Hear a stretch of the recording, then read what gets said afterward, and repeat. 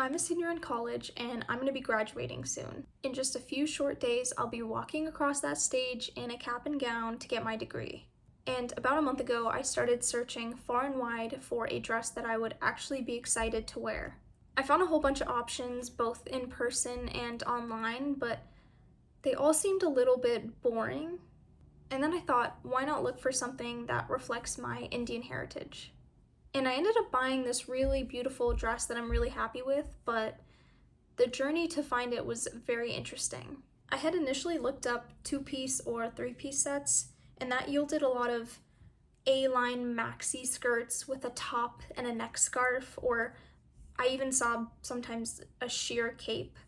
In terms of structure, they looked a lot like the type of dress I was looking for, but there was never any mention of a dupatta or a lehenga or a sharara. Even when my friend and I went to look at dresses in person, we found so many designs and sandals and jewelry and overall spring fashion that very clearly looked at least South Asian inspired. And yet again, no mention of those origins anywhere. But this experience isn't just limited to me or my friend or any one individual person. It's a larger pattern that's been going on for years, and I have some thoughts.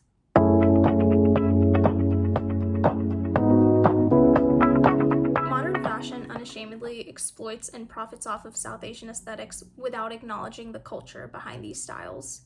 Both luxury brands and fast fashion retailers are guilty of this, often labeling their pieces as Ibiza tops or Scandinavian shawls. I've also seen a lot of Y2K beaded vintage sequin embroidery or chunky boho bangles, all of which strikingly resemble South Asian fashion. So I was trying to search up if I have places I can get South Asian silver bangles from, and most of the ones that were popping up were American owned based, not South Asian based jewelry stores. It feels like the word vintage has now become an all-encompassing umbrella to erase or apply to anything ornate. And there's so many examples within just South Asian fashion.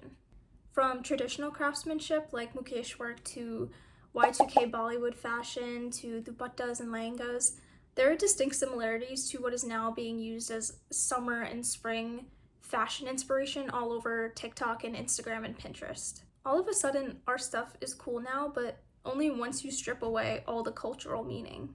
What really gets me is that these brands act like they've discovered something completely new or they've invented fashion that has never been done before, which is simply not true. And that brings me to my next point, which is that this is a form of neocolonialism. To really exemplify this, I just want to play a little game real quick. What would you call these? Did you say chumkas? These are actually Ralph Lauren's vintage accessories. Next question. What would you call this look?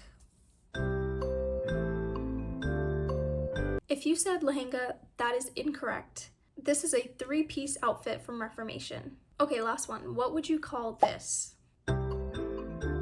Did you say a Y2K Bollywood-inspired top?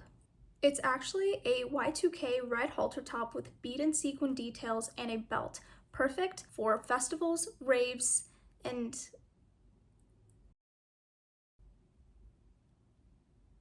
fairies? Let's take a look at the aforementioned Reformation collaboration. Say that 10 times fast. It consists of a low-waisted midi skirt, a flowy crop top, and a long sheer scarf around the neck.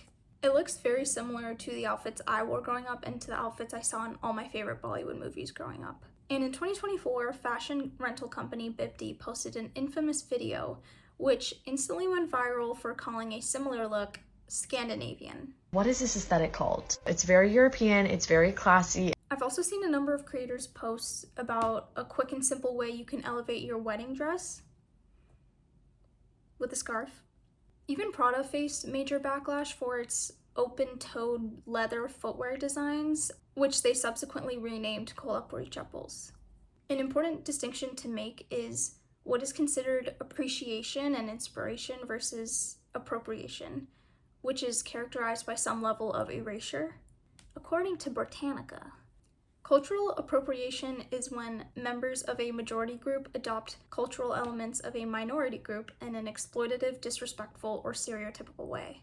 Many of these fashion brands create cheap imitations of carefully crafted clothing and significantly upcharge when they sell these. So not only do they steal culture, they also profit off of it immensely. That is textbook neocolonialism. Fashion is often indicative of larger historical contexts and power structures at play. And ultimately, I think that's what cultural appropriation is. It's people who sometimes are not aware of their position in a power dynamic, taking something that they think can be theirs when it doesn't really belong to them. It's someone feeling empowered to go anywhere to decide how they dress themselves. And that comes from a position of power. Like, there's a difference between getting henna done at an Indian wedding ceremony versus using it to make fake temporary freckles. There's a difference between wearing a lehenga to a friend's Diwali party versus prom. Many South Asians speaking out have been accused of overreacting, and I acknowledge that this can be seen as kind of a trivial or minor issue, but I'd still like to touch on a little bit about why this is important, why it matters. This isn't just an issue with fashion. So much of the culture has become a mere aestheticized trend, including things like chai and yoga and henna. These things can only be seen as palatable when presented through a whitewashed or Western lens, implying that South Asians can't be refined or elegant or beautiful in their own traditions.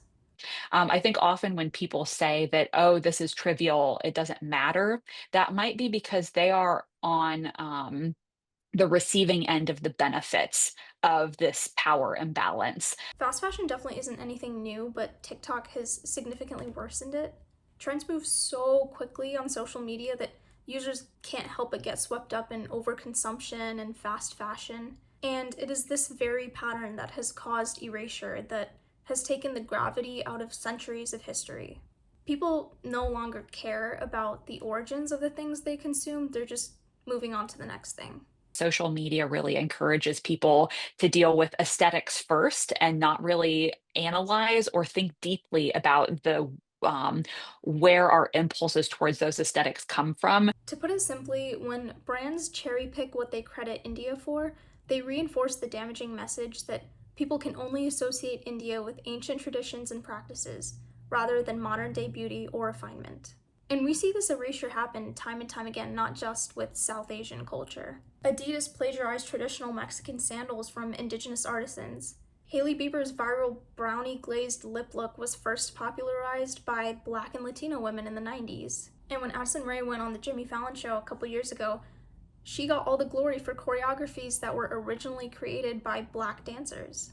This happens way too much for it to just be a coincidence. These are deliberate erasure tactics that reinforce stereotypes. I want to make it clear that I am not at all opposed to blending culture and attire. I genuinely enjoy seeing designs from all over the world being enjoyed by different people, but not when it's at the expense of minority communities. When brands profit off of South Asian fashion, they colonize the work, they overlook the traditional artisans, and they TikTokify a rich centuries-old culture. I personally don't mind when a brand shows appreciation for all of these things. Like, even with the Scandinavian scarf, like, yeah, it's a fashion trend. It's like, I really like South Asian outfits that have a scarf and a dupatta. Like, I like how they look, but the problem is, for me at least, that there's no credit that's given. I think the main solution is to claim our culture on our own terms rather than waiting for Western brands to popularize it first. Now I see a few people wearing kolhapuri proudly, like, but would we wear it if it wasn't made cool by Prada, and if we didn't want to make a statement that it's ours? Like, I think that also falls a little bit on us to kind of wear and own our culture without having the need to be validated by someone else. For example, Coachella just happened, and for whatever reason, South Asian aesthetics have been deemed the perfect festival fashion. But this year especially, I've seen a number of brown content creators proudly donning South Asian outfits to reclaim their culture and styles. Now I see a lot of people wearing pieces of clothing or jewelry from my culture, but they don't have any idea that it's from my culture. which makes me really sad. I'm glad that they're wearing it. I've definitely started wearing more pieces of clothing from my home after that, because I'm like, okay, no, I will be wearing that as well. And when people ask me, I'm like, oh yeah, it's from my country and this is what it's called. I'd love to see more people take the initiative to step away from fast fashion trends and learn more about the origins of what they're consuming. Make fashion an educational pathway to open up discussions about culture and heritage and family. A lot of my clients are brides who are marrying into an Indian family, and they really want to embrace the culture. A lot of the brides are on that like educational path as well. The fashion industry has the potential to be a beautiful, uplifting, and collaborative space, but more often than not, that opportunity is not taken. And there's never references or pointing out South Asian designers that you could be highlighting and building up. When you're such a big brand, you have the opportunity to make other artists, smaller artists, grow. There are still some brands and designers that are getting it right, and I want to take a few minutes to highlight them and what they're doing. Last year, Pharrell Williams worked with several Indian artists for Louis Vuitton's Spring-Summer 2026 show, from original music by composer A.R. Rahman to a runway inspired by the board game Snakes and Ladders, designed by the architect Bijoy Jain.